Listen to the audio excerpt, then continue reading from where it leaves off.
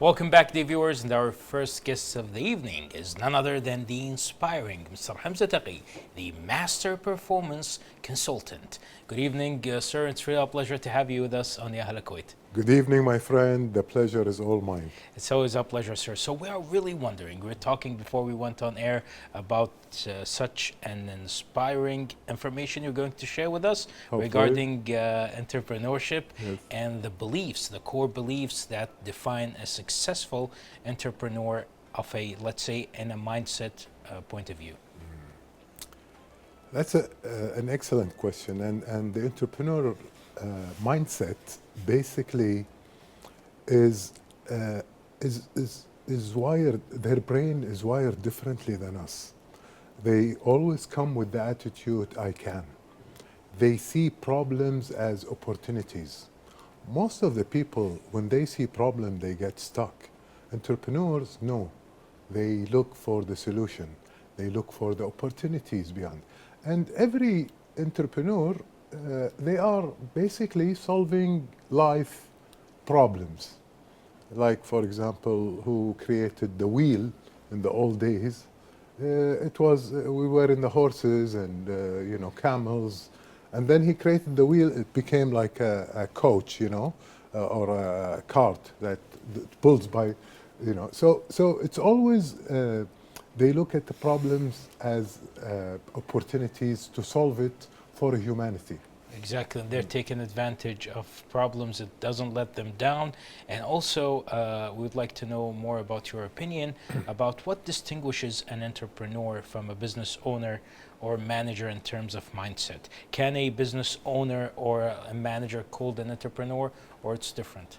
Everyone can be an entrepreneur. Even a student at school, they can be entrepreneur. Boy Scouts, they can be entrepreneur. Managers, owners. But in a nutshell, the owners, business owners, usually they are managing the system of the business. Managers, they are managing people, or they are, overseeing the people, the employees that are working in the organization. Entrepreneurs are looking for something to create. They're looking for obstacles, problems to create some sort of solution to help the organization or the community. It's really interesting to know, and what challenges them during their path of entrepreneurship, let's say. And also, entrepreneurs, they must have a great mental set, or like mental set, and also they have this mentality to lead their business and be successful in the future. As they say, one step ahead. So how should entrepreneurs mentally approach failure and setbacks? It can be sometimes depressing for people, or it can make them upset, but Yes. it can push them also. Always, always. But entrepreneur, they see setbacks or failures as data. These data, for them, it's very valuable. It's information, it's feedback. So they know they have done, there is a different way of doing the things that they were doing. And, someone like Thomas Edison, they told him, you failed 1,000 times when he created the light bulb. You failed 1,000 times. He said, no, I didn't fail. I just knew there are other ways to reach the, so they see setbacks as information, as data, to build on it and to use it as a launch pad for their endeavor and their projects. Exactly. Let's not forget, since we are close to the dinner also, Colonel Sanders, Yes. the way, and when he crossed 65, he Right. started his own Exactly. restaurant. So and it's never too late. Exactly. A lot of people, they think, oh, I'm too old or something. No, That's wrong. To you think know, like that. look at the problems and come up with a solution. Exactly. Like what's her name? What comes to my mind is Sarah Blankley. Sarah Blankley saw the problems for women underwears and stuff, and from the pantyhose, she created a new product to take care of the body and the way women are dressed. and she got rejected so many times. But she believed in her product, she believed in the solution that she has, and she doesn't have any business background. She started at 27 years old, and now she is the world, first woman billionaire. Well, that's really great and inspiring. Exactly. And I believe so. Our dear viewers now at the moment, they are wondering and they're curious about the shift, the mindset shifts that are necessary to turn obstacles into opportunities. Some people, they are getting this enthusiasm for their projects, Yeah. and they are preparing a plan for it, but they just need the shifts, Yeah. this mindset shifts to control themselves and turn obstacles into opportunities. It comes from curiosity. Now, curiosity plus creativity would out take the frustration from the obstacles that we are faced. So, when you have an obstacle, your mindset, the shift that you're asking for is that instead of saying, why me? Why did that happen to me? I say, what can I learn from this obstacle? How can I do it in a different way? And that's, it creates some sort of resilience, and that's how they don't never, reach a stage that, like they are blocked. No, they always have the attitude, I can, no matter what. I learned from this failure. Now I'm a better person. I have more experience, and they believe in their goal. They believe in their products, and they will succeed. And they believe also they must be committed to growth. So when it comes to growth and this growth mindset, is it the growth mindset is critical for entrepreneurs? Absolutely, because what's a growth mindset? The growth mindset is that your mind is always growing. Your mind is always learning. And there are a lot of people, they don't have the growth mindset, they have the fixed mindset. For example, sometimes a parent tells a child that you are not clever enough, and that's it. They think they cannot grow. The brain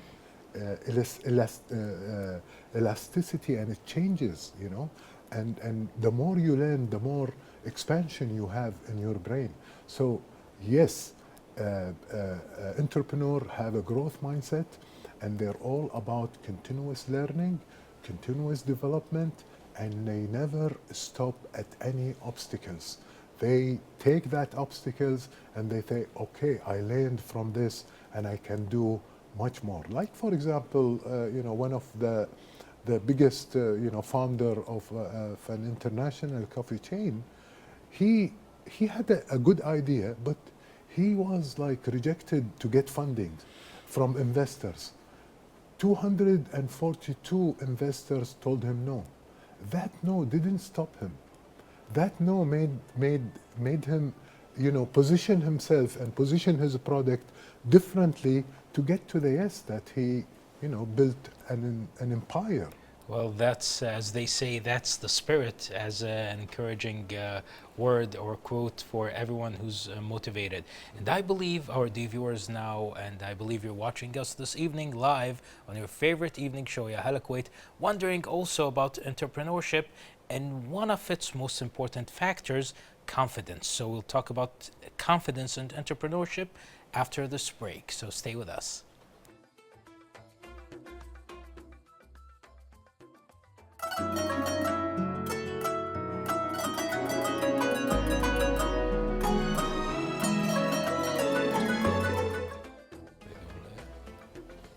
We're back, dear viewers, with our inspiring first guest of the evening. He's Mr. Hamza Taqi, the Master Performance Consultant.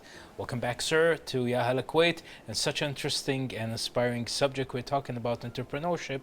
Yes. Let's not forget the success that it's tied to entrepreneurship, and it's tied also to balanced confidence with humility and openness to feedbacks. Yeah. To answer your question, I think of Steve Jobs. As an entrepreneur, he founded Apple, or Macintosh it used to be called. And after 10 years, when it was successful and it was like, competing with the other players, he was asked to leave. Imagine, you're creating a company and they ask you, the board asks you to leave, and they bring another CEO. Like, now, when you leave, you don't just say, of course, he was upset because, he's founded this company and now he has to leave. He got upset. But for how long? For a few months. And then he started working on his own new ventures. So he created Pixar and Next. Next is all about computing and stuff, and Pixar is the animation which was Studio. purchased by Disney later on. Now, after Apple was not doing well, so they finally said, let's bring Steve Jobs back. Now he came back. He didn't say like, oh no, I have my own companies. You kicked me out and now you want me back. No. His humility and his creativity and his love and passion to what he was doing, he came back and he made it, extraordinary organization and he transformed the way we listen to music. We used to buy, albums or CDs, and I remember we used to have cassette and we put them there, and when we go run on the beach, it finishes, and then you have to go to the car and get another, and this guy just brought a very simple, small, very cute, gadget that you can put in it 1,000 songs. So you can listen to things endlessly. So it has a courage, it has discipline, and it has humility as well. Exactly. And he's a phenomenon that we should study. And let's not forget, it's such a great comeback story. Like he Exactly. rose back again to, let's say, the spotlight of entrepreneurship, especially in the United States, and then he became popular worldwide. Such an inspiring, successful story. And speaking about successful stories, we heard a lot about Steve Jobs. Like, for example, his diet, what he eats, and he is obsessed with eating fruits more than anything. His clothing. Yeah, and his clothing also. Very simple, It can be involved also with his daily routine. Right. So basically, no one can be a successful entrepreneur or cannot be entrepreneur by sleeping the whole day, 12 hours, just checking the phone and the social media and ordering fast food and playing video games. It cannot be a successful entrepreneur or being an entrepreneur like that. There must be a routine, and there's a role for the habits and the routines, and it plays such a good role in shaping the entrepreneur mindset. Obviously, and it comes down to love. When you love what you're doing, you will focus on it, and you will dedicate the time that you have toward achieving that goal or achieving that solution that you are planning to achieve, and thinking of the community or thinking of the world that you are bringing something beneficial, something that will help, something will make life easier for the end user. And that makes you, dedicate time for your, sleeping, as you said. You sleep early, you wake up early, your mind is clear, you can do some sort of meditation, so you're focusing, and you use your time to learn, because it's always learning. It's always learning some new ways to do and achieve what you wanted to achieve. So that makes discipline and routine is very important for an entrepreneur. Writing journals, what went wrong, how can you learn from it, what sort of, how do I look at it in a different way. Keeping the big picture and the aim that you are going for, it will not allow you to think about your social media or the other thing, because you feel that you are there for a very noble goal, very important achievement or solutions that you are bringing to the world. Speaking about goals and solutions, sometimes I believe you met people like in Duania or anywhere else during a gathering. sometimes they claim or they tell you their stories Yeah. about making a specific business and being a successful entrepreneurs, and they say they earned ten thousands of dollar of KDs, tens of thousands of KDs, or Yeah. hundreds thousands of KDs, and then suddenly they say, okay, we did that, now we're satisfied, and we closed everything. We don't do anything now. It can be motivating if you ask them how did they did that, but it kind of be a letdown or depressing when you hear them. They saying they don't want to do this anymore. Like they made it for a limited few years and then that's it. So what tools or practices do you recommend for everyone watching us this evening and those entrepreneurs for staying focused on long-term goals? They cannot focus anymore, some of them. They say, we did that, we got it, we tried it, we earned the profits, and that's it. Yeah, maybe that's their aim. Their aim is to go into short term or hit and run or create something, and then they are not interested in it nor they want to go and do something else. But the true entrepreneur who really comes in with the mindset of solving, humanity problems, issues that we see in the world. And many people did it, like, a Kuwaiti entrepreneur during COVID. He was a baker, and all his events were cancelled, and the orders for this event were cancelled.